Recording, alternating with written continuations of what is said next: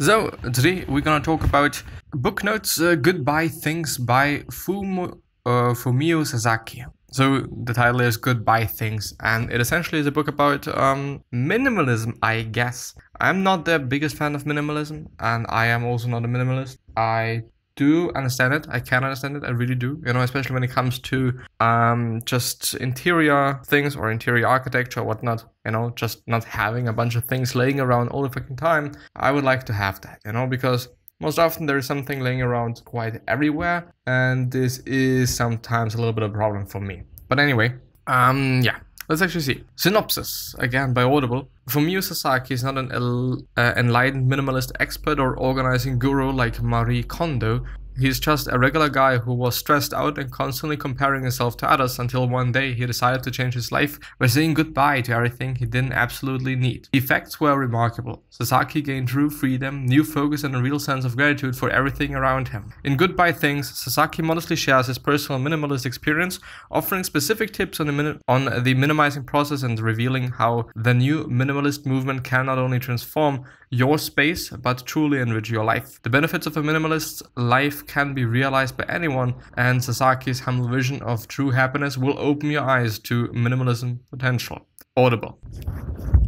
Because you can also listen to this book on Audible, apparently, if you want to or not. I don't know. For me, it's not working that well, kind of. I know I do have some problems with audiobooks. For me, the best thing actually is listening to the audiobook while I'm reading the real book.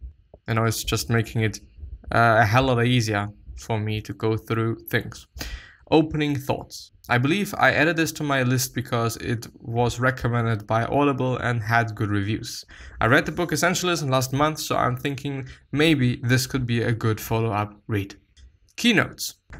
Minimalism. Reducing our necessary items to a minimum, doing away with excess so we can focus on the things that are truly important to us. Minimalist version of this book's message.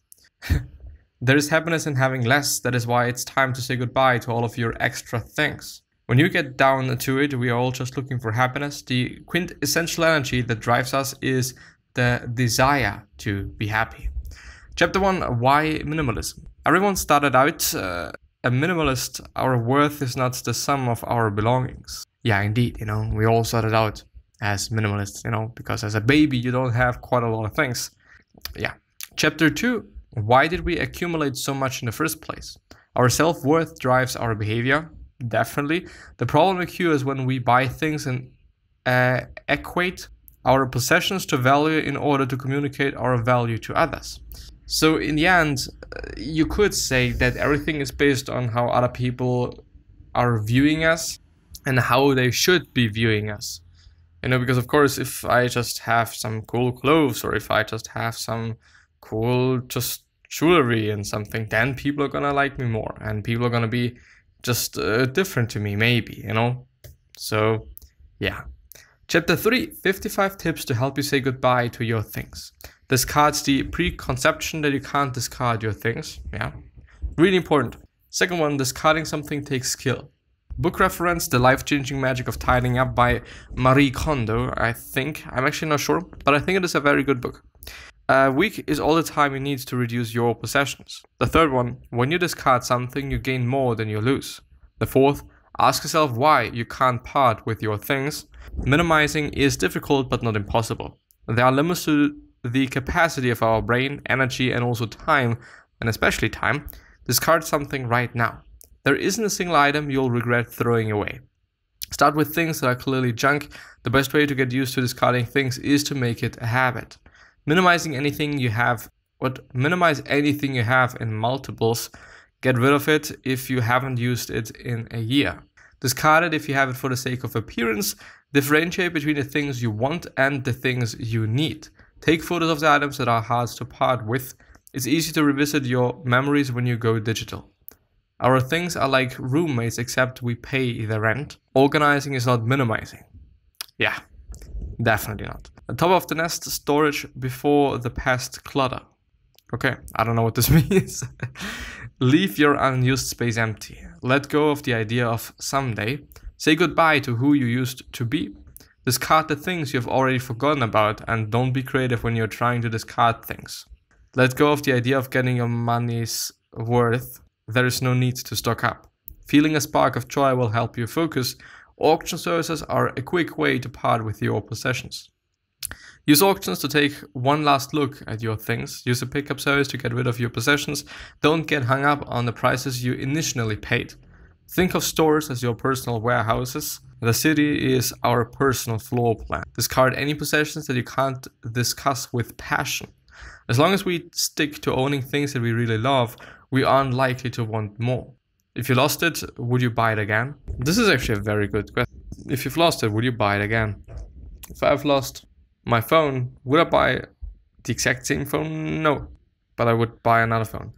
If I lost my headphones, then I would definitely buy myself, I think other ones, but I would definitely buy myself some new headphones then once again. I think though that it is hard to say. I mean, there are some things that, when I lose them, besides my computer, when I lose them, that I wouldn't actually buy them once again. I do have a necklace. It was quite expensive and just looking at it. And I wouldn't buy it once again. It was a present. It really was, and I love it. It is an amazing necklace, but it really is expensive, and so I don't know. I think I wouldn't. And there's actually quite a lot of memories attached to that as I think about it. It's a nice thing. It's a nice piece. If you can't remember how many presents you have given, don't worry about the gifts you have gotten. Well, yeah, indeed. Try to imagine what the person who passes away would have wanted. Discarding memorabilia is not the same as discarding memories. Well, yeah, that's the truth, Memories are staying forever quite in your head, in your mind. But things that remind you of things, I mean, the memory is still there, only because you're discarding something doesn't mean that you're also discarding the memory that is attached to that. Of course, it is a nice thing, and of course, we don't want to do that, and I can clearly understand that, but I can also clearly understand the point that he is willing to make there, because, even if it is something that is remembering or reminding you of something else, of something that happened, you can still throw it away.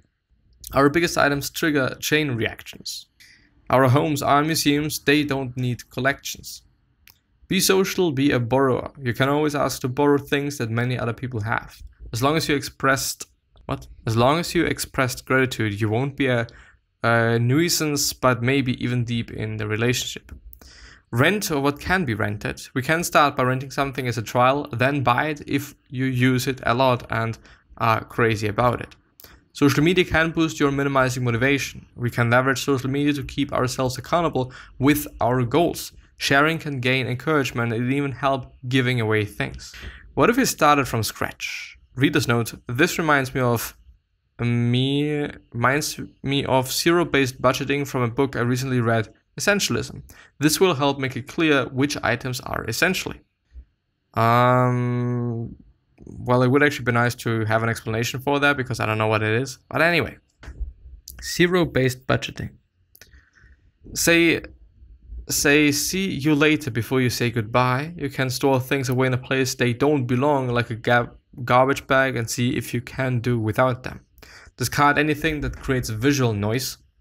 Does it mean like just flashy things? I would argue so. One in, one out. One of the golden rules of minimizing: if you want to buy something, first get rid of another. Okay. Avoid the Concord fallacy. This refers to the Concord jet, which governments sunk money into, similar to the sunk cost bias. Yeah. Be quick to, it is definitely a thing. If you've already paid for something, just basing your next decision on that doesn't make any sense. Why would you put even more money into something that's not worth it if you yeah, I don't know, it is a fucked up thing. It really truly is. Anyway, be quick to admit mistakes, they help you grow. I made a lot of fucking mistakes in my life. It is insane. Think of buying as renting. When you treat items like they are renting, you handle them with more care, and then you can recycle them in better condition, and you won't be letting anything go to waste. This keeps us humble and always, and allows us to better appreciate them. The 50th, don't buy it because it's cheap and don't take it because it's free. If you do the math, the value you think you saved or earned when you buy something gets cancelled out by the cost of the space it takes up. If it is not a hell yes, it is a no. If you're wondering about something, it's probably a sign you should discard it. And this is, by the way, by Derek Sivers, you know. If it is a hell yes, then yeah, I am gonna do it. But if it is just not a hell yes, then I'm not gonna do it. It is rather about things that you're doing or things that you might say yes to, and not about just, you know, items and stuff like that. But I think it is a pretty amazing concept or rule or strategy or whatever you want to call it, because there is a ton of things you are not gonna say hell yeah to. There's gonna be quite a lot of things. The things we really need will always find their way back to us. Keep the gratitude. This is amazing. The things we really need will always find their way back to us. Whether because we are actually then buying them once again, or, well, you know, it just reminds me of something different, I know. But yeah. Anyway, keep the gratitude. We should embrace the feelings of gratitude from an item or a gift, not the actual item itself. Discarding things can be wasteful, but the guilt that keeps you from minimizing is the true waste. And the 55th and last one, the things we say goodbye to are the things we will remember forever. This is sad. 15 more tips for the next stage of your minimalism journey. It's actually not that of a long summary, I'm gonna have to say that. Let's see. Where have I stopped? Not there, but there. So 50 more tips for the next stage of your minimalism journey. Just note, holy fuck, there is more, ? And yes, there is. Few things does not mean less satisfaction. We feel greater satisfaction when we own and cherish one irreplaceable item compared to when we own several we aren't particularly crazy about. Which is actually kind of the truth, yeah. Find your unique personal uniform. Fashion can be fun, but chasing trends can be excessive in today's world. 3, which you know, this is a very, very, very good point, you know. It is not only just good for the environment just because you're not buying such a lot of dumb shit. It is also good for your money or for your just wallet. It is also good in terms of space, so minimalism essentially as well. It is just in general a very good thing to not have too much clothing. And I do want to point out that there are certain items for a man as well, I do think for both genders, that are always going to be cool. Like a polo shirt. This has been in, well, I don't want to say trend, but it has been a thing for quite some time. And we know that the longer something has been a thing, the longer it also going to be a thing. You know, the same with television. Television, we're having it for like 20 years now or something. It is quite something, you know. It is quite some time. So the chance that it is staying another 20 years or 10 years or 5 years might be more than, I don't know, those, well, you know, something else. I can't give you another one. But it is as well a very interesting concept. I don't remember where I'm having it from, unfortunately, but yeah. 3, we find our originality when we own less. It's experience that builds our own unique characteristics, not material objects. And that's super duper the case. Discard it if you thought about doing so 5 times. If you have developed your minimum, it might actually also be kind of a rule for like relationships and stuff, and just other things outside of objects and items and stuff. If you've developed your minimalist skills, you can skip the see you later stage. A little inconvenience can make us happier. You can lower your bar for happiness by minimizing, which makes it easier to find happiness in all of the extra things. Discard it even if it sparks joy. Yeah, I do think that we just really have to be tough to ourselves, you know. But yeah, minimalism is freedom. The sooner you experience it, the better. Discarding things will leave you with less, but it will never make you a lesser person. Question the conventional ways you're expecting to use things. We can declutter surprisingly well if we ignore convention and be creative with our storage and usage of items. Yeah, I mean, you can have an apple cutter, you know, this stance thingy thing, but you could also use a knife, you know, and therefore also discard the apple thingy thing. that is only good for one thing. So maybe another rule might be buying things that you can be using for multiple actions or things or whatever, and not just buying very specific things. Of course, sometimes we need very specific things, for example, a bottle opener or something, but maybe even there is some tool that is just even more than a bottle opener. This could be kind of the solution for that problem. Don't think, discard. Trust your instincts. The more we think about it, the more our brain will come up with excuses to keep them. Minimalism is not a competition. Don't boast about how little you have, and don't judge those who have more than you. The desire to discard and the desire to possess are flip sides of the same coin. Well, yeah, find your own minimalism. There is no single correct definition for a minimalist. Minimalism is about owning less so that you can focus on what is important. And the 15th and last one is, minimalism is a method and a beginning. Readers note, wow, this guy really loves lists. For someone who's all about minimalism, there is a good amount of fluff in these lists, and I feel like they could be condensed a lot. Some points are insightful, and some just seem like quirky or fun talking points that sound cool, but have a little impact.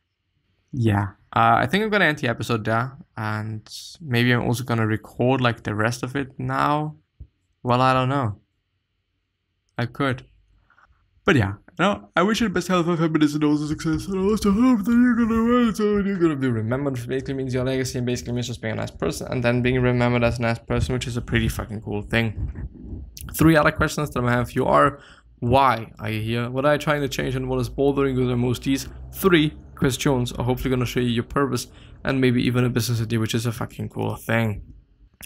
Yeah, one other question, which is gonna be the last one, is what could you essentially say to another person that is really indeed gonna change their life and gonna change how they view things and what they experience and all of these things, you know? What could it be? And yeah, with that being said, I'm hopefully gonna see you the next time. Please stay healthy and safe, and I do also hope that you're keeping your family and friends and all your loved ones happy and safe. And yeah, I wish you the best from the bottom of my heart, and I'm gonna see you the next time, so bye bye.